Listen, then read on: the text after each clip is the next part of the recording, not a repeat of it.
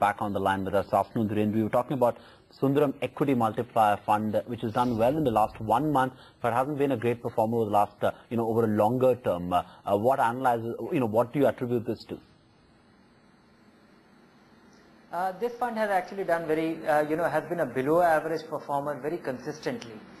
So I would attribute that, the top 5, and it is a very top heavy fund in the sense that top 5 holdings accounting for about 49–50% of the portfolio.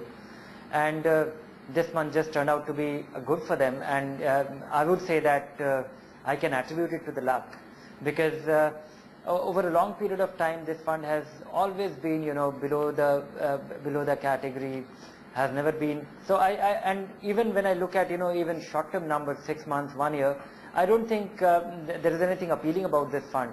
But maybe the Divi's Lab and CESC, Bajaj Finserv doing very well last month, and they happen to be the top holding, but I don't think there is any strategic play around. The HSBC Progressive Scheme is the worst performing mid and small cap fund of the month.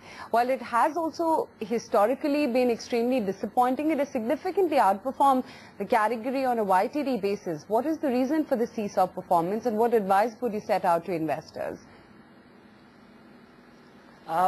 The reason why it did very well, we got curious. We also checked with the fund manager. Actually, the managers took bet on some of the, took a bet on financials in January, and that has led to the recent outperformance. But I think there are two things extremely unfavorable for this fund, which has led to its long-term extremely disappointing performance. One is it's a victim of its own mandate, that it was supposed to be investing in infrastructure, outsourcing.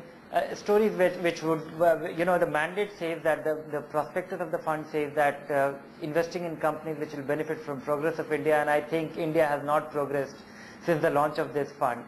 So that's one. The other is, relatively more concentrated portfolio compared to most other funds which have this kind of portfolio orientation. It is nearly, twice as much concentrated in its positions. Okay, Dhirendra, we'll leave it at that. Thanks so much for joining us live and exclusive on the MF Corner today and every day. That's Dhirendra Kumar on the MF Corner for you. Completely out of time on this edition of